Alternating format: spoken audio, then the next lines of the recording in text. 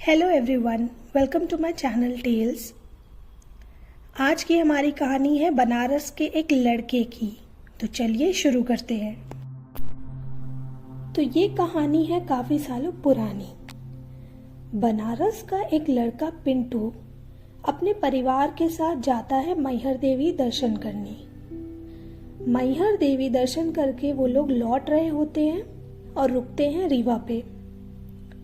रीवा में पिंटू के चाचा की फैक्ट्री होती है, तो वो लोग वहीं रुकते हैं। वहां पर पिंटू देखता है कि उस फैक्ट्री का जो चौकीदार है उसका एक हाथ कटा हुआ होता है। वो थोड़ा डर जाता है। फिर वो जाता है अपने फैमिली के साथ और वहां पर सब रेस्ट करते हैं थोड़ी देर और फिर खाना पीना बना के खाते हैं और तब तक रात हो जाती है तो सो जाते हैं। अब 12-1 बजे के करीब पिंटू को टॉयलेट जाना रहता है। आसपास पूरा अंधेरा रहता है। रात भी बहुत हो जाती है। उसे डर लग रहा होता है बाहर जाने में, तो वो अपनी मम्मी को उठाता है कि वो उसके साथ बाहर चले, उसे टॉयलेट जाना है। उसकी मम्मी बोलती है कि जाओ बाहर कर लो, मैं जग रही हूँ। पिंटू सोचता है कि उसकी मम्मी जग रही है और वो बाहर चला जाता है। बाहर निकल के पिंटू आगे बढ़ ही रहा होता है कि पीछे से कोई उसके ऊपर हाथ रखता है, उसके लेफ्ट साइड पे, लेफ्ट शोल्डर पे। पिंटू पीछे मुड़ के देखता है कि कौन है। इतना अंधेरा रहता है कि पिंटू को वो चौकीदार समझ आता है। तो वो आदमी उससे पूछता है कि कहाँ जा रहे हो। तो पिंटू कहता है टॉयलेट जा रहे हैं। चौकीदार उसे बताता है इशारा करके कि उधर जाके कर लो। तो पिंटू चलते चला जाता है और चलते चलते वो लगभग आधे किलोमीटर चल देता है। आधे किलोमीटर जाके उसे एक जगह मिलती है। उस जगह पे एक ईंटे के भट्टे में जहां पर लोग मरे थे, वो वहां जाके टॉयलेट करके आ जाता है। उसे पता नहीं होता है इसलिए। फिर जब वो वापस आया तो उस आदमी के पास, तो उसने पूछा कि हो आए टॉयलेट से? तो लड़के ने बोला हाँ। फिर पिंटू उसे कहता है चौकीदार की ठीक है, जाके अब सो जाओ। तो पिंटू वापस जाता है फैक्ट्री में और कमरे में जाके सो जाता है। फिर सुबह होती है और पिंटू को महसूस होता है कि उसके बॉडी का एक साइड पेन में है। उसे एक साइड ही पूरा दर्द हो रहा होता है और वो साइड वही होती है जहां पर उस चौकीदार ने हाथ रखा होता है पिंटू के। लेकिन पिंटू उस टाइम उस पे उतना ध्यान नहीं देके किसी को कुछ बताता नहीं और वो सबके साथ बैठ के निकल जाता है बनारस के लिए। बनारस जाते वक्त रास्ते में एक पहाड़ आता है, हनुमना पहाड़ नाम है उसका। और वहां पर एक हनुमान जी का बहुत ही जागता हुआ मंदिर है। तो पिंटू और उसके परिवार वाले वहां दर्शन करने के लिए रुकते हैं। अब दर्शन करने सब लोग जा रहे होते हैं, तो पिंटू की मम्मी सबके साथ साथ पिंटू को भी बोलती है चलने। लेकिन पिंटू अपनी मम्मी से कहता है कि मैं नहीं जाऊंगा, मेरा सर दर्द हो रहा है। लेकिन पिंटू की मम्मी नहीं मानती और पिंटू को जबरदस्ती मंदिर में दर्शन करने लेके जाने लगती हैं। फिर पिंटू जबरदस्ती जैसे तैसे करके अपना हाथ छुड़ा के वापस गाड़ी में जाके बैठ जाता है और लॉक कर लेता है। फिर उसकी मम्मी अकेले ही जाके करती है दर्शन बाकी सबके साथ और पिंटू गाड़ी में बैठा रहता है। फिर जब सब दर्शन करके वापस आते हैं तो अब बनारस के लिए निकलते हैं। अब उस मंदिर से बनारस तक के रास्ते में पिंटू को काफ़ी बार वॉमिटिंग हो चुकी होती है। बनारस में अपने घर पहुंचने के बाद पिंटू की तबीयत में सुधार हो जाता है। उसकी वॉमिटिंग बंद हो जाती है और बॉडी में भी राहत हो जाती है। फिर पिंटू अपने शेड्यूल के हिसाब से रात को खाना खा के सोने जाता है और रात के 12:30 से 1 बजे के बीच में उसे फिर से वही बॉडी के साइड पे पेन होना शुरू हो जाता है और उसे ऐसा लग रहा होता है कि लकवा मार दिया है।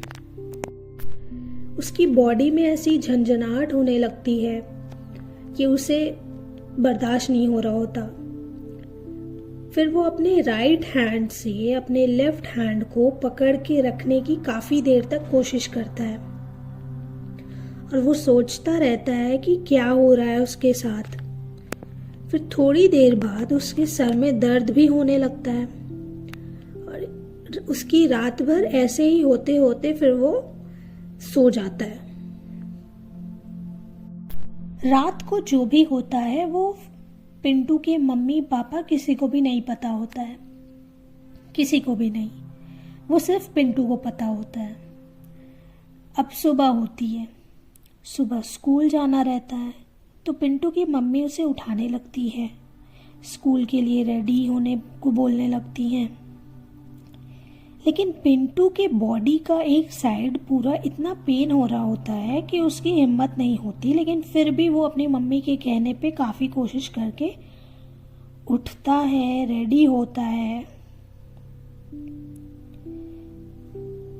लेकिन फिर भी उसका पेन कम नहीं होता तो वो अपनी मम्मी से कहता है कि उसकी तबीयत ठीक नहीं है, वो स्कूल नहीं जाएगा। उसकी मम्मी उससे पूछती हैं कि क्या हुआ, कैसी है तबीयत तुम्हारी, क्या हुआ है तुमको। तो उस टाइम कुछ समझ नहीं आता पिंटू को, तो वो कह देता है कि मेरा सर दर्द हो रहा है। उसकी मम्मी को बाकी मम्मियों की ही तरह ये लगता है कि पिंटू स्कूल नहीं जाने का सिर्फ बहाना कर रहा है। अभी टेम्पो चली जाएगी तो इसकी तबीयत ठीक हो जाएगी और ये खेलने लगेगा, तब इससे पूछूंगी कि अब तुम्हारी तबीयत कैसे ठीक हो गई। फिर वो जैसे तैसे मान जाती हैं उसकी मम्मी और वो स्कूल नहीं जाता और ड्रेस चेंज करके वो चला जाता है आंगन में खेलने। अब वो खेलने लगता है और थोड़ी ही देर में वो गिर जाता है बीच आंगन में। पिंटू के दादा दादी सब आ जाते हैं उसे गिरते हुए देख के, सब आ जाते हैं दौड़ के कि क्या हो गया। अब पिंटू जैसे ही गिरता है उसको वापस रात में जैसे दौरे आ रहे होते हैं वैसे ही सुबह फिर उसे दौरे आने लगते हैं और सब हैरान हो जाते हैं, सब परेशान हो जाते हैं कि ये क्या हो रहा है इसको। सब उसकी मम्मी को बुलाने लगते हैं। उसकी मम्मी आती है, उसकी मम्मी दौड़ के आती है और फिर वो दौरे जो है खत्म होते हैं कुछ देर के बाद और फिर पिंटू रोते रोते एकदम से हंसने लगता है और हंसते हंसते फिर वो सो जाता है। और ऐसा ही कई दिनों तक होता है। उसके घर वाले बहुत परेशान होते हैं, वो लोग कई डॉक्टर को दिखाते हैं, कुछ नहीं हो पाता। चाहे जिस डॉक्टर को वो लोग दिखाते हैं कोई डॉक्टर ठीक नहीं कर पाता पिंटू को। फिर थक हार के उसकी मम्मी अपने मायके जाती है वहां पर कुछ बात करने के लिए। वहां से जब वो वापस जाने लगती हैं अपने घर तो उन्हें रास्ते में एक औरत मिलती है। वो औरत वहीं मोहल्ले की ही होती है। वो हालचाल पूछने लगती है पिंटू की मम्मी से। जब वो हालचाल पूछती है तो पिंटू की मम्मी रुआसी होके सब बताने लगती हैं कि क्या क्या हो रहा है पिंटू के साथ। फिर ये औरत उसकी मम्मी से कहती है कि तुम रात को 9 बजे मेरे घर मंगलवार को आना अपने लड़के को लेके, तब हम बताएंगे उसको देख के कि उसको क्या हुआ है। तो पिंटू की मम्मी मान जाती हैं। अब उस मोहल्ले वाली औरत की ये कहानी रहती है कि उसका जो बेटा रहता है उसका एक्सीडेंट हो चुका रहता है और वो उसी में मर चुका रहता है। और वो अपने उस बेटे से बहुत ज़्यादा प्यार करती रहती है, लेकिन उसके चले जाने के बाद वो काफ़ी ज़्यादा दुखी हो जाती है। उस औरत की एक आदत रहती है, उसकी ये आदत रहती है कि वो जब भी खाना निकालती है तो वो अपने उस बेटे का भी थाली लगाती थी और वो ये रोज़ करती थी, वो रोज़ निकालती थी। तो ये करते करते जब वो उसको काफ़ी दिन हो जाता है तो उसका बेटा, जो उसका मरा हुआ बेटा रहता है, वो आने लगता है, उसकी आत्मा। तो अब उसी औरत ने बुलाया था पिंटू को और उसकी मम्मी को। तो मंगलवार आता है, पिंटू, उसकी मम्मी, उसकी बुआ, उसके फूफा और उसके मामा, इतने लोग जाते हैं उस औरत के घर। वो औरत घर पर रोज रात को 9 बजे अपने लड़के के लिए थाली लगाती थी और वो 9 बजे आता था।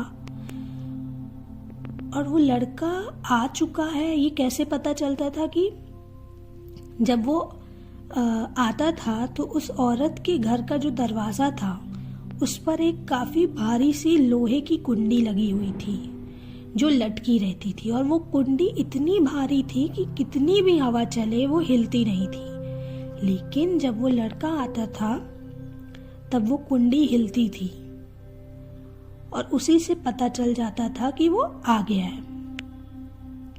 फिर वो लड़के ने ही, उस मोहल्ले वाली औरत के लड़के ने ही बताया कि पिंटू के साथ क्या किया है उस आदमी ने। उसने पिंटू को अपने वश में कर दिया है और पिंटू पहला लड़का रहता है अपने माँ बाप का, इसलिए जो आदमी रहता है उसको पिंटू की बॉडी चाहिए रहती है। पिंटू को छोड़ने का उससे कोई रास्ता पूछना होगा, ये बोलता है वो मोहल्ले वाली का बेटा। अब जब सब आ जाते हैं उसके घर तो पिंटू के साथ जो भी हुआ रहता है वो मोहल्ले वाली औरत बिना जाने ही सब बताने लगती है। पिंटू के साथ जो भी घटित हुआ रहता है वो सब वो उन लोगों को बताने लगती है और पिंटू भी हैरान हो जाता है कि ये सब इनको कैसे पता। लेकिन ये सारी बातें वो खुद नहीं बता रही होती, उसका जो मरा हुआ बेटा रहता है वो बोल रहा होता है उससे, क्योंकि वो तो आत्मा रहता है, उसे तो पता ही रहता है। तो इस तरीके से वो लोगों को पता चलता है कि हाँ ये एक्चुअली में आया हुआ है। फिर वो लड़का बताता है कि पिंटू के साथ क्या किया है उस आदमी ने। वो बोलता है कि वो वश में कर दिया है और वो पिंटू को पूरी तरह अपना लेना चाहता है, क्योंकि पिंटू अपने माँ बाप का पहला लड़का है, तो पहला लड़का उसको चाहिए रहता है। तो पिंटू को छोड़ने का रास्ता वो लोग पूछने लगते हैं उससे कि वो क्या चाहिए, उसे जो भी चाहिए हम देने को तैयार हैं, ऐसा सब कहने लगते हैं। तो फिर वो बोलता है कि काफ़ी देर तक कि उसको बड़ा लड़का ही चाहिए, वो बाकी किसी चीज़ पे नहीं मानेगा। तो वो लोग नहीं मानते, वो लोग काफ़ी देर तक उसको मना करते हैं। वो लोग कहते हैं कि उसके बदले कुछ और मांग लो। तो वो फिर कुछ देर के बाद वो बोलता है कि उसे जीव चाहिए, जीव यानी कि उसे कोई जानवर की बलि चाहिए। अब जानवर की बलि वो लोग उसके लिए भी नहीं मानते, तो वो आदमी शर्त रखता है कि इसको हम तभी छोड़ेंगे जब मेरे मन का मांगा हुआ हमको दोगे। अब वो लोग जीव और पिंटू के बात पे तो मानते नहीं, तो वो अब तीसरी चीज मांगता है और तीसरी चीज में वो शराब मांगता है और बाकी जो नींबू और ये सब टाइप की चीजें होती है वो मांगता है वो। और वो इस तरीके से मांगता है कि वो भी काफ़ी मुश्किल होता है इन लोगों के लिए। तो वो कहता है कि उसको ये सारी चीज़ें चाहिए, लेकिन चौराहे पे चाहिए, और जो देगा वो कोई वस्त्र नहीं पहना रहेगा, और रात को 12 बजे चाहिए उसको ये। अब चौराहे तक जाने में तो सब मान रहे थे, लेकिन एक्चुअल प्रॉब्लम जो रहती है वो ये रहती है कि बिना कपड़ों के कौन जाएगा। फिर काफ़ी देर तक वो लोग सब परेशान रहते हैं, बहुत ज़्यादा वो लोग बातें करते रहते हैं आपस में कि कौन जाएगा, कोई है क्या। फिर एंड में पिंटू के जो फूफा रहते हैं वो तैयार हो जाते हैं जाने के लिए, और फिर वो जैसा जैसा बोला रहता है वो सारी चीज़ें करते हैं, और वैसे ही बिना वस्त्र के जाते हैं और उस चौराहे पे रख के वापस आ जाते हैं। और फिर उस दिन के बाद से पिंटू पूरी तरह से नॉर्मल हो जाता है, उसे रातों को दौरे नहीं आते, उसके बॉडी में पेन नहीं होता, वो एकदम से नॉर्मल हो जाता है। तो दोस्तों, ये थी हमारी आज की कहानी। असल में ये एक घटना है जो किसी के साथ हो चुकी है, इसलिए ये घटना थोड़ी सी बाकी कहानियों से अलग है। ऐसी ही और कहानियाँ सुनने के लिए मेरे चैनल को प्लीज़ सब्सक्राइब कीजिए और वीडियोस को लाइक कीजिए, और जितना हो सकता है उतना शेयर कीजिए। Thank you.